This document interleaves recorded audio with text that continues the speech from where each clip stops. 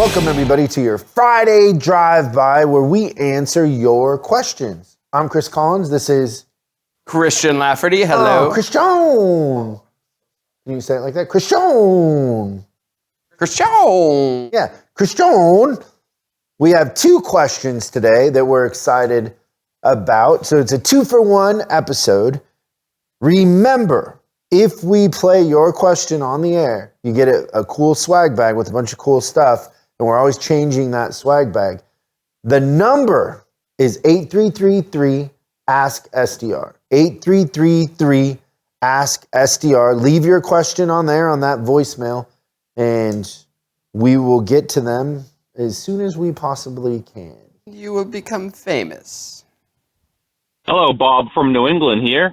I have a kind of a unique situation. I run 2 stores, and one of them currently only has 2 techs and then a kid in college.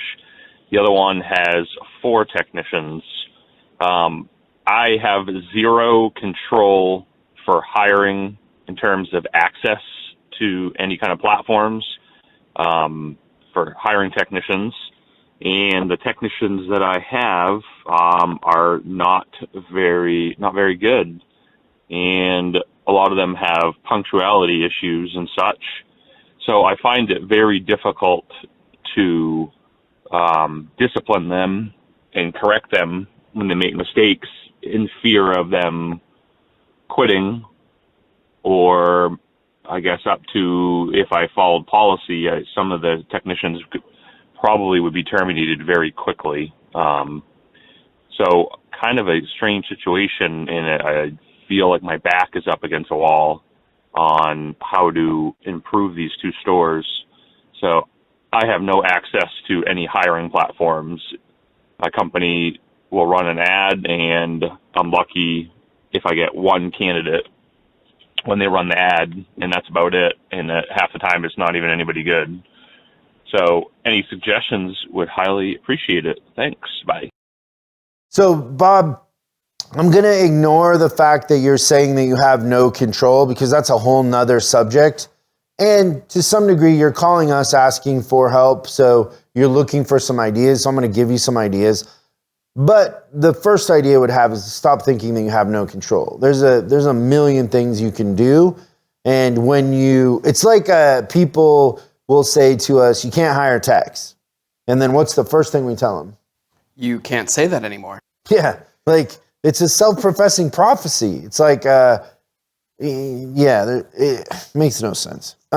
So you have control. Like, you haven't figured it out yet, or what you've tried hasn't worked, but it's not going to be easy, I guess. From the picture you're painting, which we don't really have enough information, because I don't know if you're running shops for Pet Boys or what it is. You're talking about this corporate entity, like it's this untouchable thing, but I doubt that that's actually the case, because even the most corporate environments want to get results, right? So let's just go through some ideas, and hopefully this might spark something. So first of all is, whoever corporate is, do some sort of analysis that they're spending this much money on ads and they're getting very low results.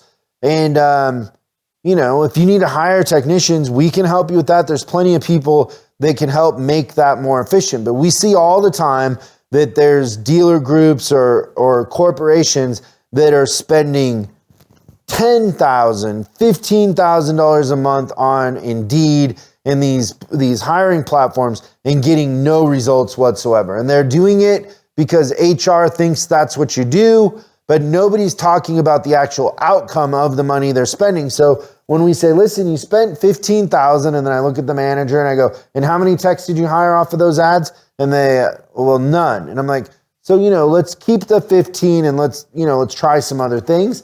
But point out that the ROI on what they're doing currently isn't there. They're spending money and the intentions are good, but you're not getting the results. So could we try some other things?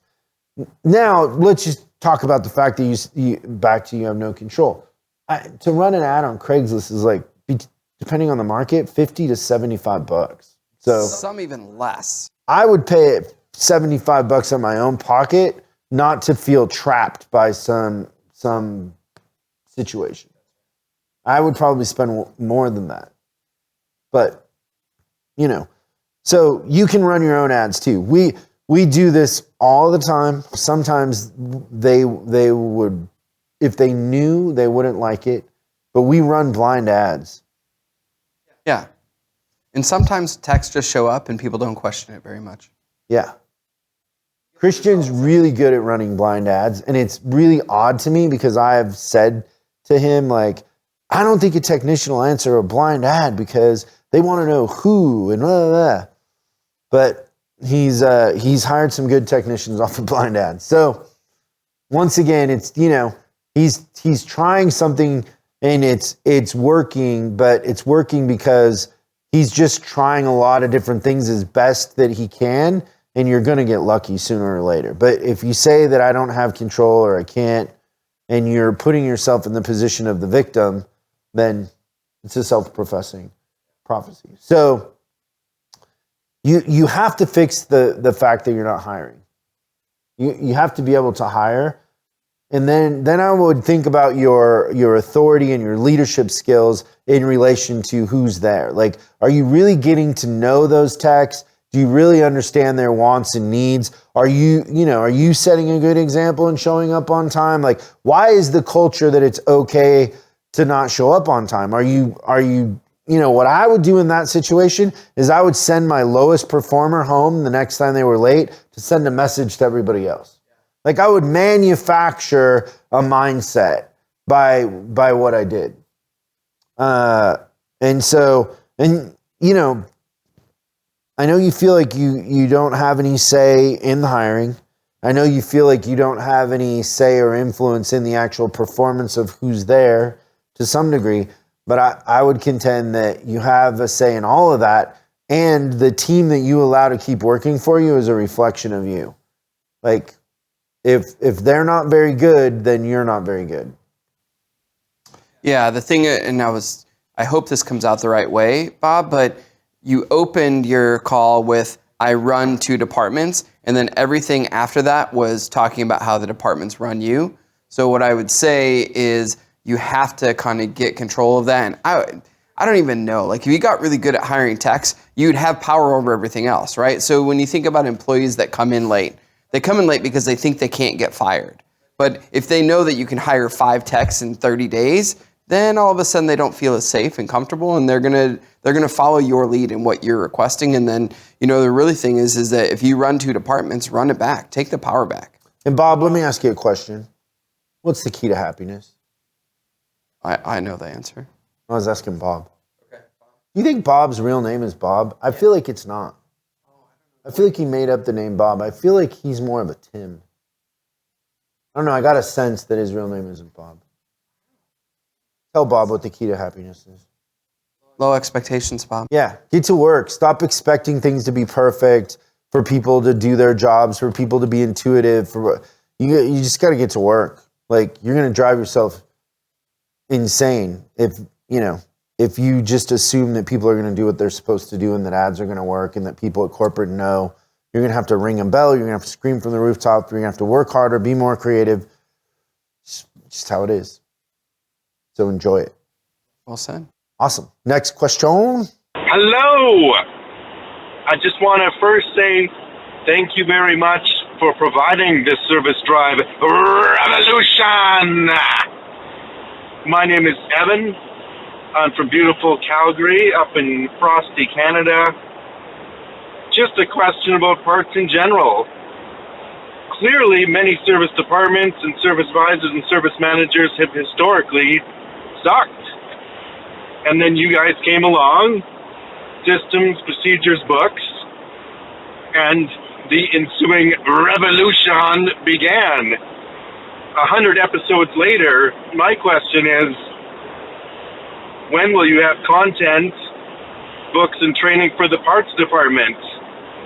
Many episodes, including all of them that feature Jeremy, trash the parts department, but without consistent processes and a lack of tribal knowledge, how is the average manager to grow and gain and match the growth and revolution on the parts and service side combined. So what's the beef, and what are the top 5 things that a parts department can do to join the service department and reach the stars? Thank you. Evan, do me a favor really quick. Will you hold? Nobody gets my parts hold, Jay? I thought it was genius. Thank you so much for the revolution. You might have done that better than anybody. Yeah, he definitely set a record for quality and most times said in one phone call. Yeah. So we love parts. We do understand that there is a gap in the market for parts training, kind of like with service, where there isn't anybody teaching the whole scope, right? And also on the truck side, we do have training that involves the parts manager and the service manager. We call it between two fires. Two fires. And we understand that, Evan. We just haven't found anybody that fits in with our team that can be a parts personality that we can create content with that thinks the way we think. So we're looking. So, maybe that's something that you would be interested in, or if anybody knows somebody in parts that's really, effective with parts and, can be a personality, has a, general positive disposition on things and likes to help people, like has a real passion to help the industry and help managers, we would be interested in talking. Like Christian and I, when we're looking at resumes and we're hiring coaches, I'm always looking for parts experience. A couple times we've been close where we're like, maybe we could turn this person into somebody. And also we've attempted parts training, and there's a lot of it sitting on the shelf that isn't finished because we haven't had the right person, but we have spent time on it. Lots and lots of time developing content, everything like that. There's some unreleased part stuff that'll never see the light of day, but it wasn't because we didn't try. Believe it or not, making or creating training is harder than everybody thinks, especially if, for it to be good. Yeah, we did learn a lot of lessons, but I mean, honestly, like going from being a parts manager to doing something like this, it's a career change, right? So like for me, I was thinking about this the other day. I'm trying to support local businesses. And so I went to this diner and I applied for a job and I said, hey, I bring a lot to the table. Great. The segue is the best because I don't know. I don't understand that it's a joke until too late, I think. It's so funny. I love your segues. I would contend that there's somebody out there that really has a passion for parts, that also is at a point in their career where they've kind of hit the ceiling and they want to help others, right? Like that happens a lot with our coaches, is they've mastered what they're doing and now they want to help more and influence more, and you kind of want to send the ladder back down and be a mentor and a teacher. And I know that there's people out there on the parts side that are dying to, mentor young people coming up in our industry, because parts is just like everything else is changing, and you have to have a basic understanding of the business model and how to be effective inside of that business model. So I would contend that somebody's out there. So Evan, if you know somebody, have them reach out. My home phone number is joking. But yeah, email us info@chriscollinsinc.com. Thanks so much for the question. I hope everybody has a great weekend, and we'll see you next time on Service Drive Revolution. Thanks for watching this week's Drive By.